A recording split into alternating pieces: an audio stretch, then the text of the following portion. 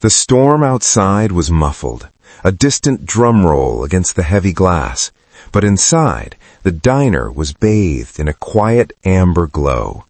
Lauren Whitmore wiped the mahogany counter, her movements rhythmic and precise, suppressing the brilliance of a surgeon to fit the silhouette of a waitress. The bell didn't chime. The door was shoved open with a wet, violent thud. Kang Tae-Hyun stumbled in out of the rain, a hand clutched to his chest.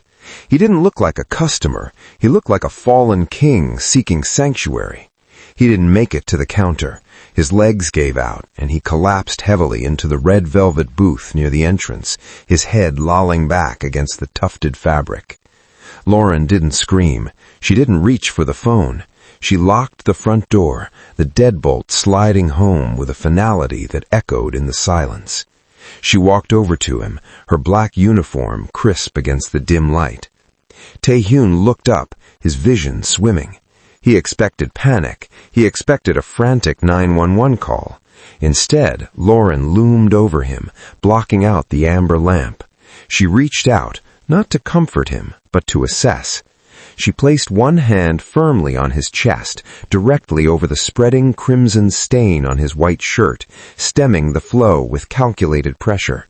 Her other hand cradled the side of his head, her thumb brushing his temple to check his pulse.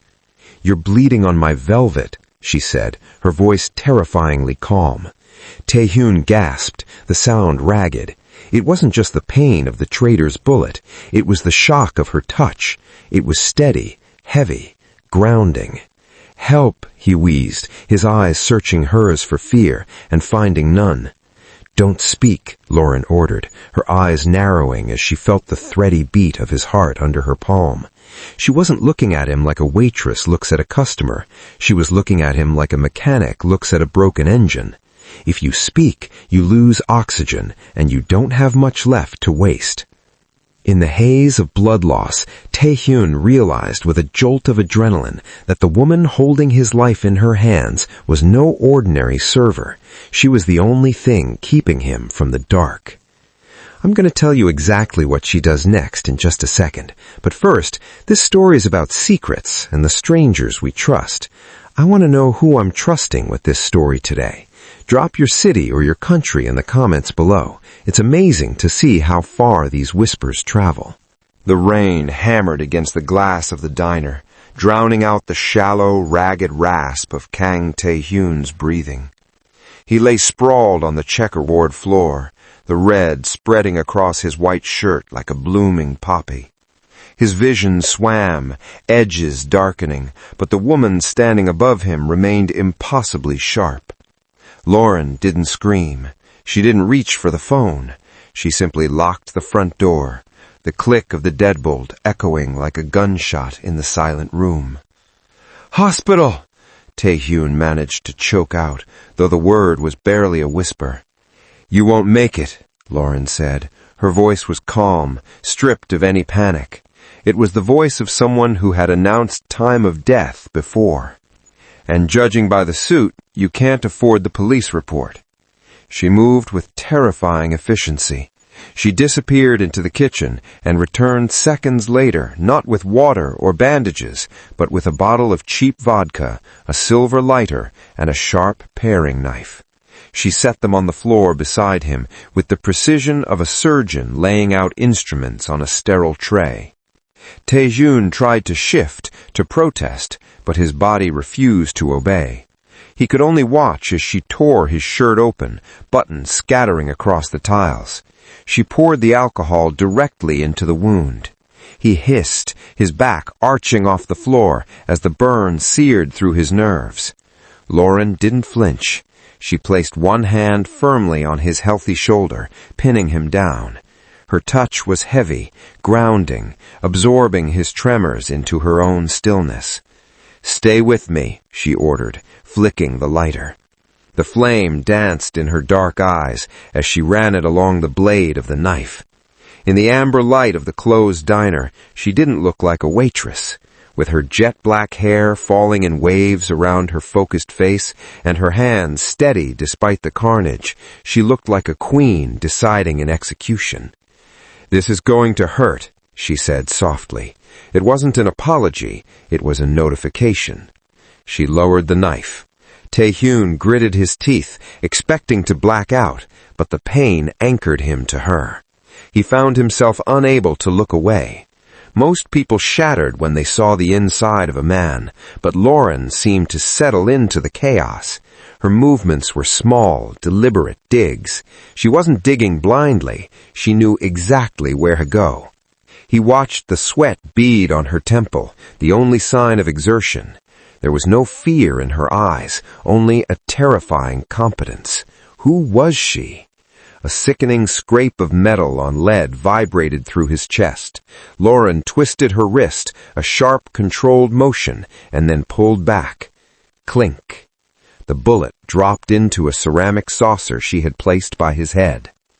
Lauren exhaled, a long, controlled breath, and finally met his gaze. Her hands were stained with his blood, but she didn't wipe them. She looked down at him, not with pity, but with a clerical satisfaction. For the first time in his life, the Shadow King felt entirely, devastatingly small. The quiet of the diner shattered as the front door exploded inward, kicked open by a heavy, soaking wet boot. Lauren didn't scream. She didn't even flinch. She merely turned from the sink, where she had been washing the blood from her hands, to face the intruder. Han Se-yoon filled the doorway, a silhouette of rain-drenched violence. He swept into the room with lethal efficiency, a silenced pistol already raised and leveled at Lauren's chest. His eyes were dead calm, scanning the scene, the blood on the floor, the body, the woman standing over it. He saw a loose end. He tightened his finger on the trigger. "Don't." The command was weak, little more than a rasping exhale, but it froze the room. Se-yoon stopped, the barrel of his gun inches from Lauren's heart. His eyes darted down to the floor. Tae-Hyun was pale, his skin gray in the dim light, but he was propped up on one elbow, alive. "Boss?" Se-yoon's voice was tight with disbelief. "Stand down," Tae-Hyun wheezed, the effort costing him. He nodded faintly toward the ceramic saucer on the floor. "She extracted it."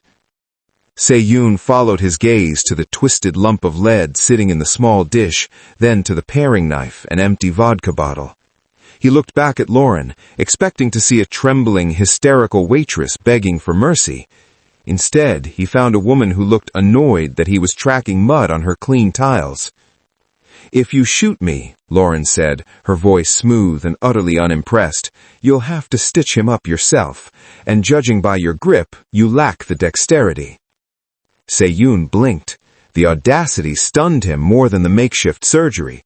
He lowered the weapon slowly. "He needs a hospital." "She needs a sterile field and antibiotics," Lauren corrected, crossing her arms over her blood-stained apron. "I've stabilized the hemorrhage, but if you move him carelessly, he will bleed out in the car." Tae-Hyun grunted as he forced himself into a sitting position, clutching the makeshift bandage on his chest. The pain was blinding, but his mind was sharpening. Min Jae would have eyes on every emergency room in Seoul. If he went to a hospital, he was a dead man. But here, on the floor of a closed diner, he had found a miracle. He looked at Lauren. She wasn't just a civilian. She was a variable his enemies hadn't accounted for, and she had seen his face. "Bring the car around." Tae-Hyun's voice gained a fraction of its usual steel. "We're moving out," Se-yoon agreed, holstering his gun and stepping forward to haul Tae-Hyun up. "I'll handle the witness." "No." Tae-Hyun's hand shot out, gripping Se-yoon's wrist. He looked up at Lauren, his dark eyes locking onto hers with a possessive intensity that made the air in the room heavy. "She comes with us." Lauren's composure finally fractured. She took a step back. "Excuse me?"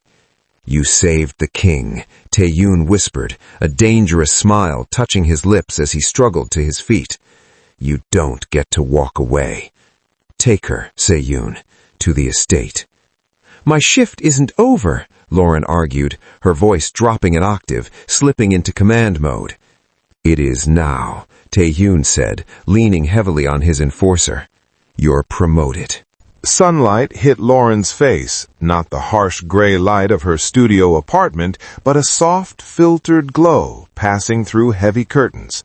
She sat up, silk sheets pooling around her waist. The room was cavernous, smelling of expensive leather and polished wood. Memory rushed back, the diner, the blood, the gun. She stood, smoothing her wrinkled uniform, and marched to the double doors. They were locked. "The door is reinforced," a voice came from the corner. Han Si-jun stood in the shadows, his posture relaxed but alert. "The chairman is waiting for you in the study." Lauren didn't ask for permission. She waited for Se-jun to unlock the door and then swept past him, following the sound of a low, angry voice. She found Kang Tae-Hyun behind a massive mahogany desk. He was pale, sweat beading on his forehead, yet he was clutching a phone, barking orders in rapid-fire Korean. His shirt was unbuttoned, revealing the bandage she had applied hours ago. A glass of dark amber liquid sat near his hand. Lauren didn't hesitate. She crossed the room, snatched the phone from his ear, and pressed the end call button. The silence that followed was deafening. Tae-Hyun stared at the phone in her hand, then slowly lifted his gaze to hers. His eyes were dark, dangerous pools. "Do you have a death wish, Lauren?" "Do you?" she countered, slamming the phone down on the desk. "You lost a pint of blood 6 hours ago. Your body is in hypovolemic shock. If you raise your blood pressure 1 more degree, you will pop that suture, and I am not stitching you up on a mahogany desk." Tae-Hyun leaned back, his jaw tightening. He was the Shadow King. Politicians bowed to him. Killers feared him. He was not used to being scolded by a woman in a diner apron. "You are a guest here," he said, his voice dropping to a low growl. "But do not forget." "I know," she interrupted, walking around the desk to check the pulse at his neck. Her fingers were cool against his feverish skin, and the contact made him falter. "I'm a prisoner. I can't leave until you're healed, which means your survival is my ticket out. So here are the rules." She reached for the glass of whiskey and poured it into the trash can. "Rule 1, no alcohol. Rule 2, no business. Rule 3, you do exactly what I say when I say it." Tae-Hyun watched the expensive scotch disappear. He looked at Se-jun, who was standing by the door, looking uncharacteristically amused. "And if I refuse?" Tae-Hyun challenged, though he didn't pull away from her touch. "Then you die," Lauren said simply, her face inches from his. "Then my shift at the diner will be ruined for nothing." Tae-Hyun stared at her. Her eyes held no fear, only a rigid professional authority that he found maddeningly attractive. He realized then that he hadn't just brought a nurse into his home, he had brought a rival. "Fine," he murmured, the fight draining out of him as the exhaustion took hold. "What are your orders, doctor?" "Bed," Lauren commanded, pointing to the adjoining suite. "Now." Tae-Hyun stood, wincing, but he obeyed. As he passed her, he leaned in, his voice a velvety whisper at her ear. "Be careful, Lauren. You might find you like the cage too much to leave." "I doubt it," she replied, though her heart hammered against her ribs. "I prefer my cages with less velvet." The silence in the penthouse was heavy, broken only by the sharp snip of medical scissors. Lauren worked with practiced efficiency, peeling back the gauze taped to Tae-Hyun's chest. The wound was angry, a jagged reminder of the night before, but the edges were knitting together neatly. Tae-Hyun sat on the edge of the bed, watching her face rather than her hands. She was close enough that he could smell the faint scent of antiseptic and rain that clung to her. She hadn't looked him in the eye since she started the procedure, her focus entirely on the flesh she was mending. "You didn't learn to suture like that chopping vegetables," Tae-Hyun said, his voice rough but low. It wasn't an accusation anymore. It was curiosity. Lauren didn't pause. She dabbed the area with saline. YouTube tutorials are very comprehensive. Don't lie to me, Lauren. He caught her wrist, stopping her mid-motion. His grip wasn't painful, but it was absolute. A waitress doesn't know how to navigate the brachial artery in the dark. Who are you? Lauren stared at his hand on her wrist, then slowly met his gaze. The mask of the diner girl slipped, revealing the exhausted, brilliant woman beneath. I was a resident, she admitted, her voice hollow. New York, Mount Sinai. I was on track to be the youngest attending in the department. Tae-Hyun searched her eyes. What happened? I made a mistake, she whispered, pulling her hand free to finish taping the bandage. I trusted someone I shouldn't have. He took my research, my reputation, and my license. I came here to disappear, to be someone who pours coffee and doesn't hold lives in her hands. She smoothed the tape down, her touch lingering for a fraction of a second over his heart. Tae-Hyun looked down at the fresh dressing. He understood that kind of fall, the vertigo of standing at the top of the world and being shoved off by the hand you held most tightly. The man who shot me, Tae-Hyun said quietly, staring at the wall. It wasn't a rival gang. It was Min Jae, my cousin. We grew up in the same house. I gave him his first territory. Lauren stopped packing the medical kit. She looked at him, really looked at him, seeing the betrayal etched deeper than the bullet wound. Family cuts the deepest, she said softly.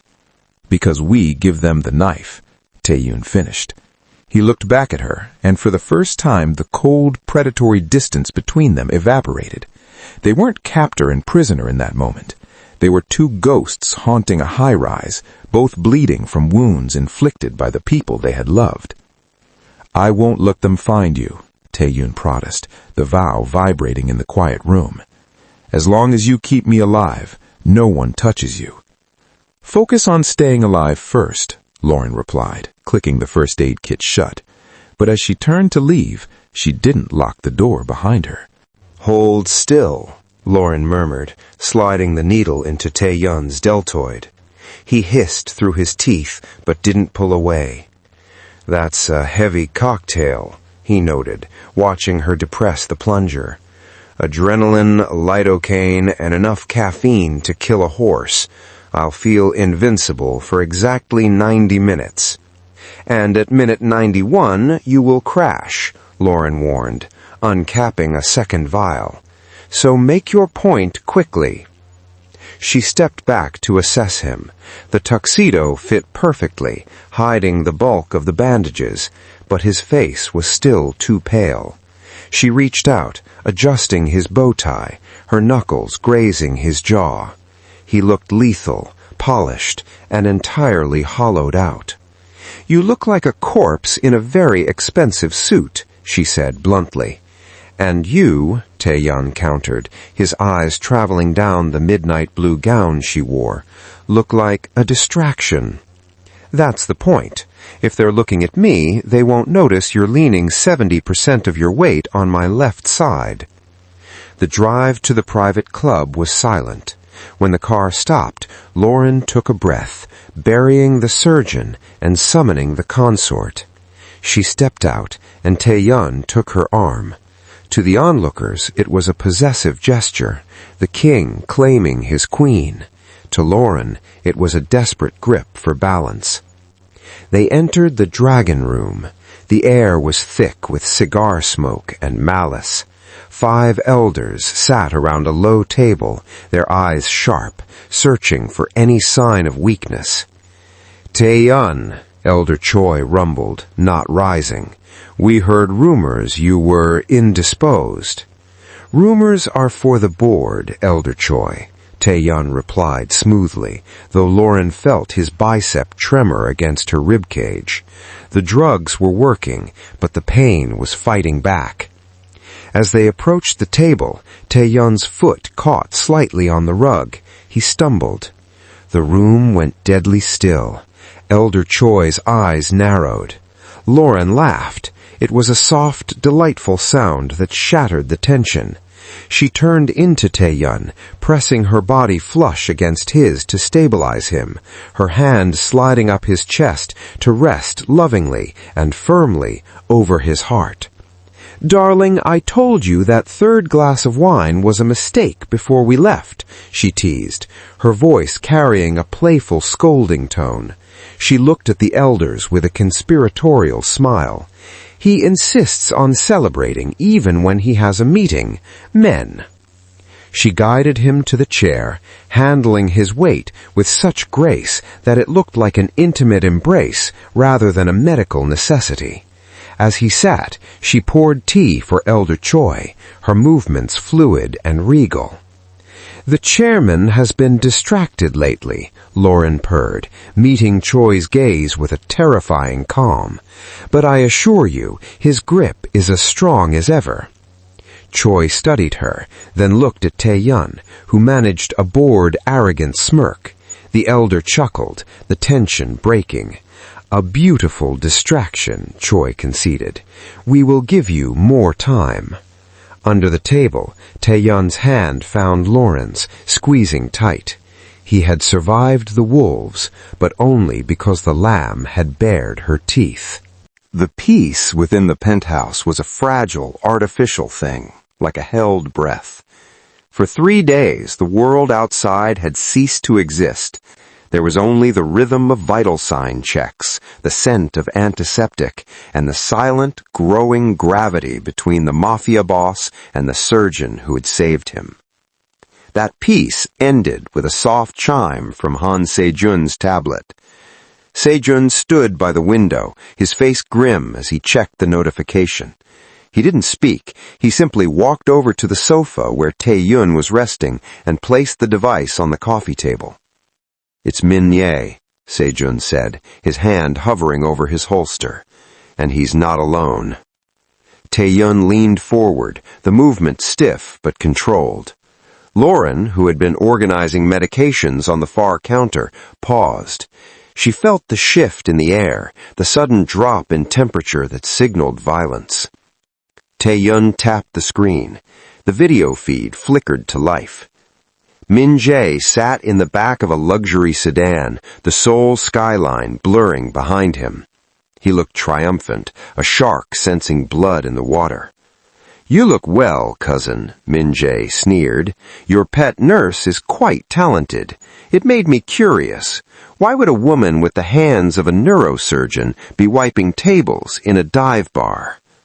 Lauren froze. A cold dread, sharper than any scalpel, sliced through her chest.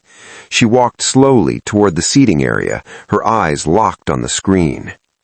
"I did some digging," Min-Jae continued, his voice dripping with mock sympathy. "It turns out she's famous, or rather infamous." He angled the camera to the side. Sitting next to him was a man Lauren hadn't seen in 2 years. He was older, his tan deeper, his suit sharper, but the cruel, self-satisfied curve of his mouth was exactly the same. "Hello, Lauren," Julian Moreau said. His voice was smooth, cultured, and toxic. "You left New York in such a hurry. You didn't even say goodbye." Lauren felt the blood drain from her face. Her knees buckled, and she gripped the back of the sofa to stay upright. Tae-Hyun didn't look at her. His eyes were fixed on the screen, his expression unreadable, a mask of stone. "Julian here has been very informative," Min-Jae said. "He has the court transcripts, the malpractice suit, the accusations of negligence that killed a patient. It's a very ugly story." "It's a lie," Lauren whispered, the words strangling her. "He framed me." "It doesn't matter what is true," Min-Jae countered, his smile widening. "Imagine the headlines, Tae-Hyun. The Kang Syndicate chairman, saved by the butcher of Mount Sinai. It would be a stain on the clan. The elders would see you as weak, reliant on a criminal who kills her patients."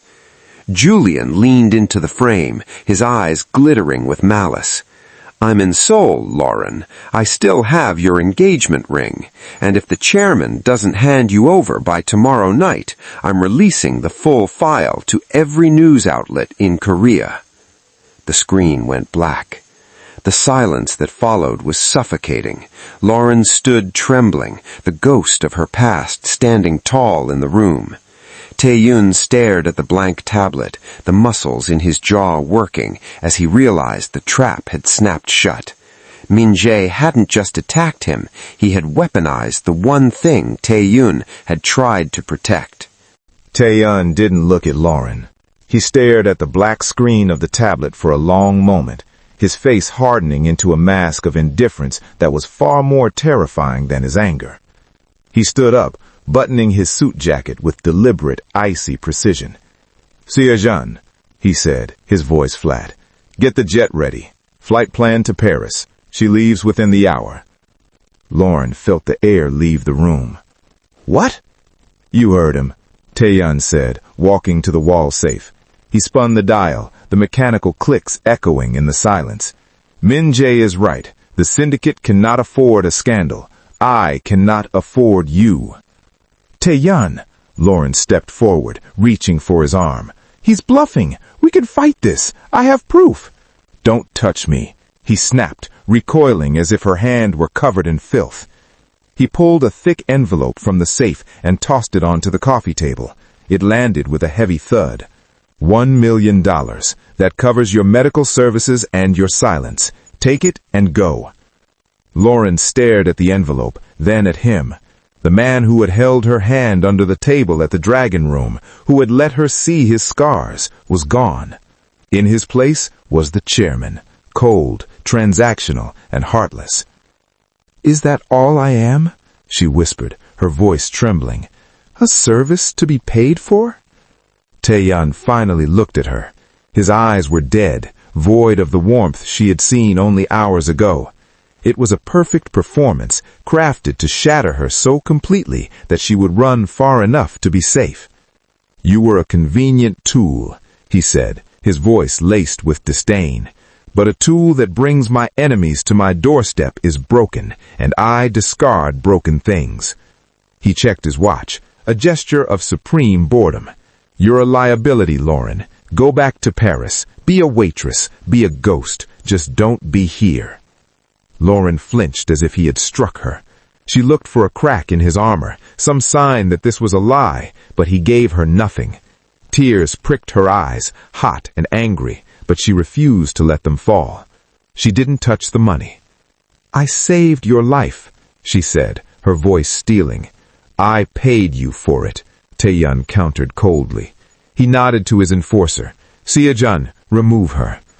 Seoul stepped forward, his expression pained but obedient. He gently took Lauren's arm. "Ms. Whitmore, please." Lauren pulled her arm free. She looked at Tae-Hyun one last time, waiting for him to stop her, to break character. He simply turned his back and poured himself a drink. "Goodbye, Chairman," she spat, the title a curse. She turned and walked out, the heavy door clicking shut behind her. Tae-Hyun listened to her footsteps fade down the hall. Only when the elevator dinged did his shoulders slump. He gripped the edge of the desk, his knuckles white, fighting the urge to run after her. "Forgive me," he whispered to the empty room. He checked his gun, slid it into his holster, and picked up his phone. He dialed Min-jae. "I'm coming in, alone." The rain streaking the windows of the town car felt like prison bars. Lauren sat in the back, the heavy envelope of cash resting on her lap like a stone.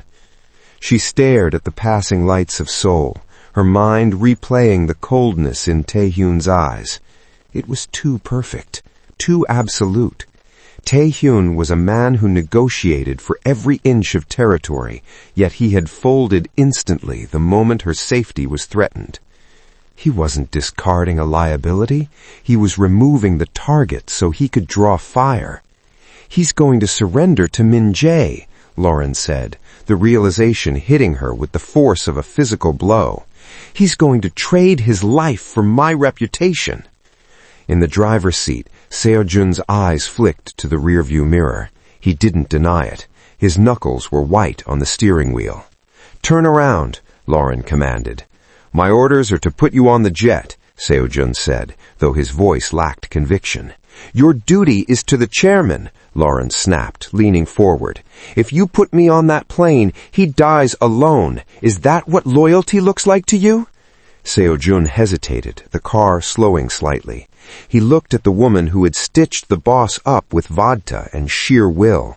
He saw the fire returning to her eyes, the regal determination that had commanded a room full of mafia elders. He spun the wheel, tires screeching against the wet asphalt. "Where?" Seo-jun asked. "The Four Seasons," Lauren said, pulling her phone from her pocket. "Julian never stays anywhere with less than 5 stars. They found Julian at the hotel bar, nursing a glass of champagne, looking like a man who had just won the lottery. When he saw Lauren approach, his smile was oily and triumphant. "I see the chairman paid you off," Julian sneered, eyeing her uniform. "Back to the bottom where you belong." Lauren didn't shout. She didn't cry. She sat on the stool next to him, her posture slumped in feigned defeat. "You won, Julian. I'm ruined. Again." "You are always too fragile for the big leagues, Lauren," he gloated, swirling his drink. "I just need to know," she whispered, looking down. "Was it personal, or was I just collateral damage?" Julian laughed, the sound ugly and sharp. "It was survival, darling. I botched the surgery. I needed a scapegoat, and you were the rising star. Falsifying your charts was the easiest thing I ever did. You were just in the way." Lauren looked up. The defeat vanished, replaced by a cold, predatory smile that mirrored Tae-Hyun's. She placed her phone on the bar. The voice recorder app was pulsing red. "Thank you, Julian. That was very clear." Julian's face went pale. He lunged for the phone, but a heavy hand clamped onto his shoulder. Seo-jun stood behind him, pressing the barrel of a gun discreetly into Julian's ribs. "We have the leverage," Lauren said, grabbing the phone and turning to the enforcer. "Send the file to the elders and drive. If we don't get to the estate in 20 minutes, there won't be a chairman left to save." The mahogany doors of the grand hall slammed open, the sound echoing like thunder through the cavernous room. Min-jae, standing at the head of the table with a triumphant sneer, froze. Tae-Hyun, who had been moments away from signing away his empire to save a woman he thought was halfway to Paris, turned slowly. Lauren stood in the doorway, flanked by a soaking wet Han Se-jun. She wasn't wearing the waitress uniform anymore, nor a gown. She wore her rain-drenched coat like a cape, her eyes blazing with a fury that silenced the Council of Elders. "She's supposed to be on a plane," Min-jae snarled, his hand drifting toward his holster. "I missed my flight," Lauren said, her voice steady and projecting to the back of the room. She marched toward the table, pulling her phone from her pocket. "I had to pick up some trash." She slammed the phone onto the table and pressed play. Julian's voice, slurred with champagne and arrogance, filled the room. "I botched the surgery. I needed a scapegoat. Falsifying your charts was the easiest thing I ever did." The color drained from Min-jae's face.